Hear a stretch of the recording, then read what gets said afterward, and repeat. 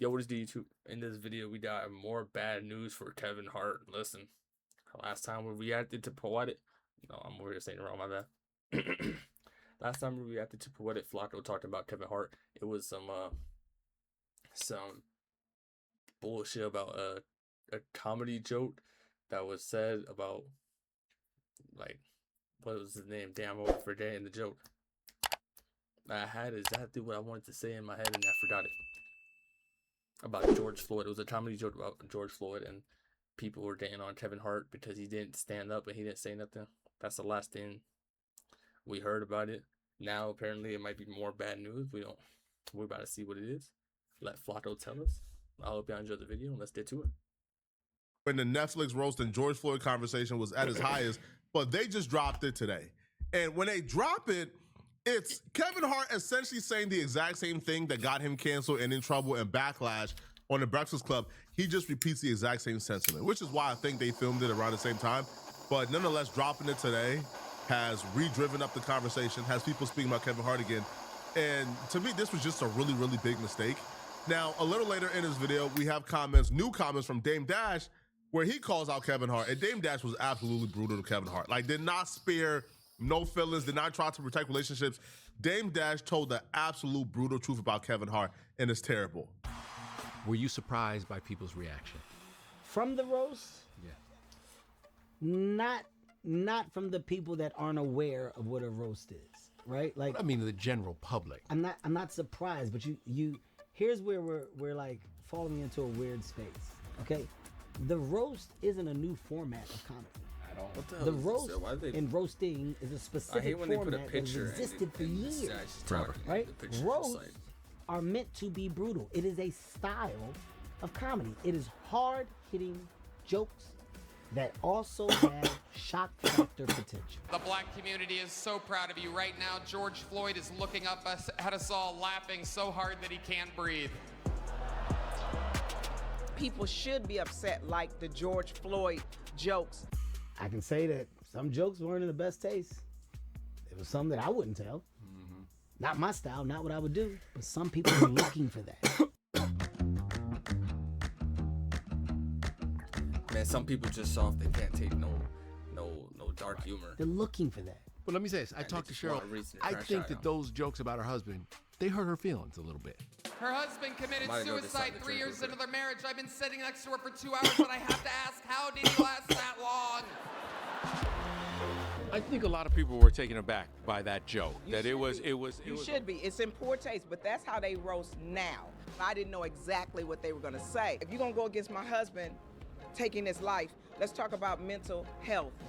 So the jokes attached to Cheryl's husband and him passing, from my understanding, there were conversations with Cheryl, and Cheryl said, no, you're fine. Like, by the way, not my business. I don't know. Hey, if that's true, then that's completely fine.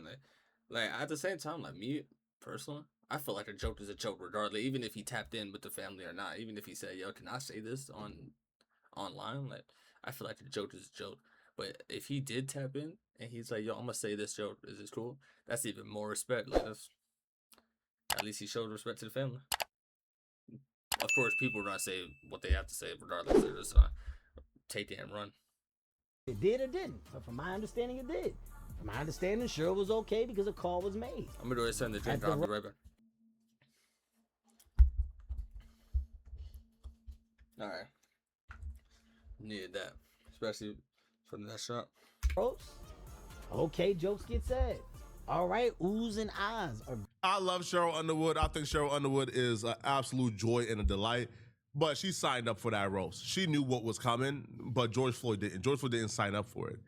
Now, Kevin Hart presents it as if he don't know why people are upset, but the fact that he lied on The Breakfast Club tells me that he knows why people are upset. The fact that he lied on The Breakfast Club tells me that he knows why people are upset, right? So Kevin Hart went on The Breakfast Club and he lied, and he said, yo, I couldn't control anything. I couldn't get jokes removed. It was a live production. I don't know what y'all expect me to do. Like, what, should I have gotten up and attacked them? No, right? It was a live production. I couldn't do anything, right? I couldn't get no jokes removed.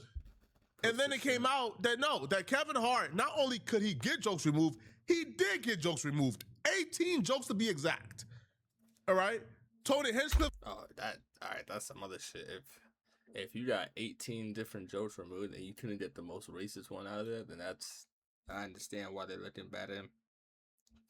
Especially like if they pull up the jokes that he got removed, and it's just about ruin like his career type shit, that looks bad. It's like, damn. Wanted to post up the stream. 18 jokes removed though is crazy. Like, Got a joke with that. Tony Hinchcliffe, the man who disrespected George Floyd, had the luxury of getting jokes removed about himself as well.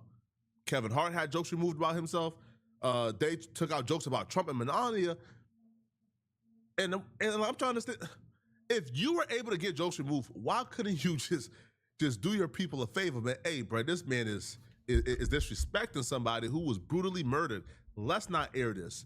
If we're not gonna air jokes about Melania and Donald Trump and Tony Hinchcliffe and like Kevin Hart, then we should at least extend George Floyd the same courtesy. I think in this particular case, Kevin, he kept bragging on the Breakfast Club about how it was his production, right? That means he got to make decisions. There have been any number of roasts prior to this, whether it was the one about Donald Trump, whether it was the one with Joan Rivers, all of these people, including Tom Brady, said, these people are off limits. We don't like these jokes. Let's cut them. Just like Kevin did. There were a lot of jokes that were cut, including some regarding Tony Hinchcliffe himself and the military and vets. They listened to it, and all of them passed the sniff test. Well, not all of them, but George Floyd. And George Floyd that's fucked though, honestly. Now I can kind of see like why they doing that. If they had if a whole bunch of people was like, hey, nah, we fucked with this person, don't say that joke. We fucked with this person, don't say that joke. Even if y'all don't know who George Floyd is, y'all know exactly what happened to him. Like that's fucked up. You couldn't just like say, hey. The fact that they left that joke just kind of like it questions like, what the fuck? Y'all really found it that funny, or they wanted to because they knew it was gonna cause drama and controversy, you know? Drama and controversy, even though it's pathetic and it's like for childish mind light people, it does bring attention, it does bring money. It does. If you do it right, you know, they could get commission off of all this attention that they're getting. So they did just that on purpose, just to get the controversy, just to get people talking, just to get more videos like this, you know. Represents so much to this country. The world basically stopped. Right. So you have a lot of people who are still suffering from anxiety, from trauma, especially the family. So for Kevin to get on that show and talk about it and then be so indignant about, no, I didn't hear the interview when Lauren said, did you hear the interview that I did with his family member? No, and now I won't listen to it. It was almost as if he was angry about the possibility of something that might have made him feel bad about his decision. Well, before we get this video started, if you want to learn how I made $142,000 from YouTube this month, Welcome to Wix Harmony, hustling, where yo. you I'm and saying AI consistent work together posting every to day. build a unique brand. I'm trying to be like Your words, we're on YouTube and let's make money. You here is, why are we, after 2 weeks, still talking about a George Floyd joke? The alternate question to that is, why after 6 years are we still doing them? So I understand that, but I am a performer. I've said any number of things that have been offensive. I don't like what happened. I don't know that I'd have laughed at it. First off, I wouldn't have had somebody that I was that opposed to on a roast, because a roast is an intimate thing. It's about friends and people kind of giving each other a hard time and fucking around. Especially when you knew what he would do and you knew what would happen. The things I come away with, and I said it last week, I don't like that you cut jokes, meaning you were trying to protect people. You aired it in the first. craziest part about this though is I've seen so many videos about Kevin Hart, and Kevin Hart didn't even do the fucking joke. Like, he didn't say the joke. I'm not seeing much videos about the actual person who said the joke, which is confusing, very confusing. But Iteration, but not the second, because you knew how controversial it would be. It'd be funny, man. Who people, they're supposed to be thorough but they always fold for the devil. The devil meaning money. If you fold for money, you're no longer cool. Your rock star status is taken if you'll do anything for the devil's dollar. Your rock star I status. don't respect you. I don't think you cool. I don't give a how much money they give you to betray our culture. You are a goofy. You're even goofier if you already have the money. You already play the game. You already beat these people at their own game. Once they give you 100, 150, 200, 300 million, you already beat them at their game, bro. Like at what point do the sellouts realize, bro, I don't have to sell out no more? Like, at what point do sellouts think they won the game? Because if the goal to sell out is to get the M's, get the success, get the opportunities, once you got any opportunity, once you've worked your way up to a point where you can't be canceled, then why? Like, what do you, like, are you just doing it for the love of the game? Because it can't be for more opportunities. Like, you already got the entire, you're now an opportunity maker. Kevin Hart is cemented in entertainment history. He is a legend. What can they really do to Kevin Hart if he decides to stand up for his people and be a strong, powerful black man? What can they do? They can't do nothing to him. But he chose not to. And that's very disappointing, man. Now, Dame Dash really broke down why he don't give a damn about none of Kevin Hart's excuses. And I think this is the approach that we should all take. Right? Like, we hear you, bro, right, but we don't care. Like, yo, you should stand up for black people no matter what room you're in. Right? All the 1,000 excuses, but don't have those 1,000 excuses when it came to deleting jokes for Tony Hinchcliffe and Trump. I ain't trying to hear that, man. That was disrespectful. I do understand that. Like, I mean, unless it's 100% like, hey, let's tell each other some dark jokes, you know? Hey, are you okay with dark jokes? Yeah, I'm okay with dark jokes. All right, bet. Let's tell each other dark jokes, because I'm okay with dark jokes, Friday.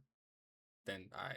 But if it's just random, like if someone randomly says a joke and then they try and label it as dark jokes or just, just a joke, it is more respectful if you stand up and you be like, yo, all right, let's not do that shit again.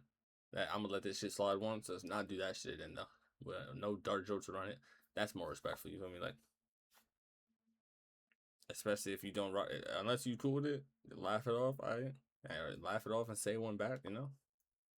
But hey, Respectful. Kevin's another one I think is broke. I know Jamie Salter very well. His OG was Jeff Heckman. His OG was Jay Goldberg. Jeff Heckman owns Hilco. They only do business if it's in distress, allegedly, from what I remember. Like, when you deal with like a fund, all that matters is what's the criteria to make the fund deploy. And the criteria for Jamie Salter is usually distress. He only does distress. So he has a vegan business that goes out of business, and then all of a sudden he sells his name, and now he has to sit there and and he has to defend this. You know what I mean? And it's embarrassing. Jay and Kevin Hart are embarrassing because I put them where they're at, and then they went to the devil. And this is what happens. It seems like after 20 years, the gig be up. Like, when is, as like, what would be the things that were said were very disrespectful. Like, I'm a funny guy, but there's certain things in the hood you don't say, in certain blocks, like pause. You don't talk about mothers. You don't tell niggas to suck your dick, pause. You just don't play with people that are dead. Like, you don't play with, it's not funny. It's in poor taste. I mean, it might be a certain kind of humor, but I think in this temperature, based on the environment and the accusations, I just wouldn't see somebody volunteering to do that. And I felt like that could potentially destroy any iota of his career because people were able to tell him the truth to his face. How terrible his movies are, how he'll take $1, and how they could disrespect him while he's there and say it's humor. So if people would have started saying and all that other shit, would that have been all right? Where is the line drawn? There's humor, but then there's disrespect. And that was a public humiliation for our culture, to me. And that's not why I put Kev on. So that was embarrassing to me. And again, I look at him as a literal little brother. Literally. He's little. So he's little. I start to feel sorry. I don't understand how, like, even his laugh.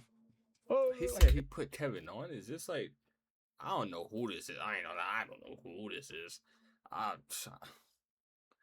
have no clue who this is. I've never seen this guy a day in my life. I know. Never seen him in no videos. Never seen him with Kevin Hart or nothing. So I don't know.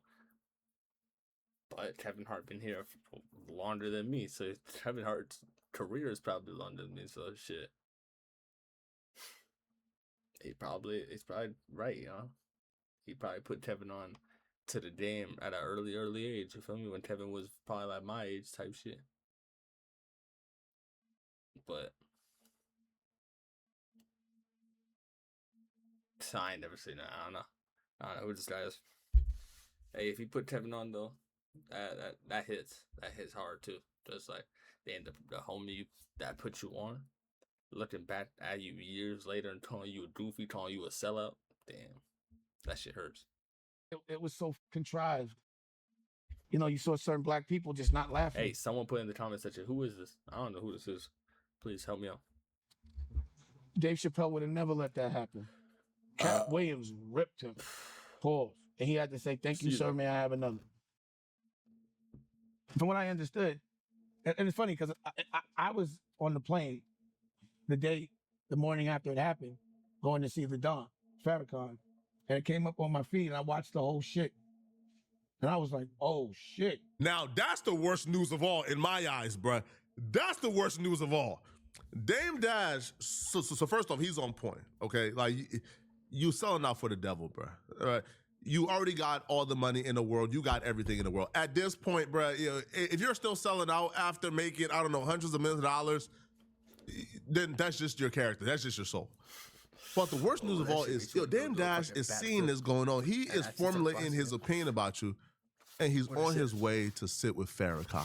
Now, I'm sure Farrakhan probably already seen it, but just in case Farrakhan didn't see it, Dame... You spent $2.06 at Apple. No, the motherfuckers robbed me. What are you talking about? How I spent $2?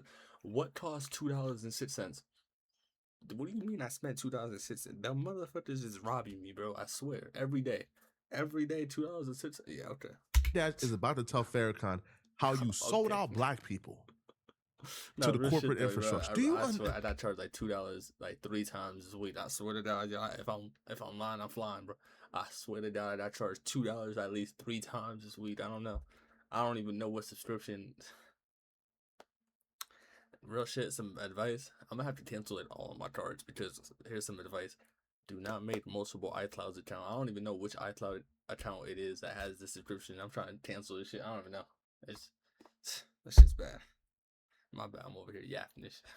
Yo, there's one person in the world who I think quite possibly is like, it might be probably more popular. It might be my popular than Jesus in the black community, and that's Farrakhan. Now that sounds like blasphemous to say. But why I say he's more popular than like Jesus is because, yo, there's black Muslims, there's black Christians, there's black Jewish people. But the one thing that all these religions acknowledge, again, there are even black atheists, but the one thing that all these religions acknowledge, and even the unreligious people, is that Farrakhan is essentially like the de facto leader. Like, Farrakhan is the only black person who does a State of the Union speech. And we watch that more than we watch the actual president do the State of the Union. Right? So... Like a lot, I'm a dumbass. I'm completely lost. I don't know what he even talking about. I'm not really a religious person myself. I know there is a God up there. I don't know which God, because there's like 100. I don't know. But whatever God there is, thank you. Other than that, I'm not really religious. I know there's someone up there. I don't know who. He said a Farrakhan? I don't even know what that is. Yo. That sounds like a big word that I had no clue. What's a Farrakhan? And yeah, I had no clue. But hey, we gotta keep it pushing. When that man now has a perception of you, if that man is disappointed in you, that's crazy. That is crazy. But let me know in the comment section, what do you guys think about this, okay? If you're still watching this video and you want to watch another good video, click on this video right here somewhere on my screen somewhere. Hey, I honestly, I feel like the same opinion I got the last one. I feel like this is goofy just because the fact that Kevin Hart's name is still being brought up for someone else's joke. Like, he doesn't have to defend. I understand. I'm not saying I don't understand. I understand why. Like, bro, he had 18 jokes removed, and he couldn't just get one more. I understand. But at the same time, people do this, like I said earlier, people do this shit on purpose. It brings controversy, it brings drama, it brings views, it brings attention, it brings commission. He probably just did it on purpose. I hope y'all enjoyed the video, and if y'all did, do me a favor, hit the like button, hit the subscribe button. And if y'all want to see these reactions live, we are live every single day on the Twitch, linked in the description. I'll see you in the next one. I will see y'all in the next one.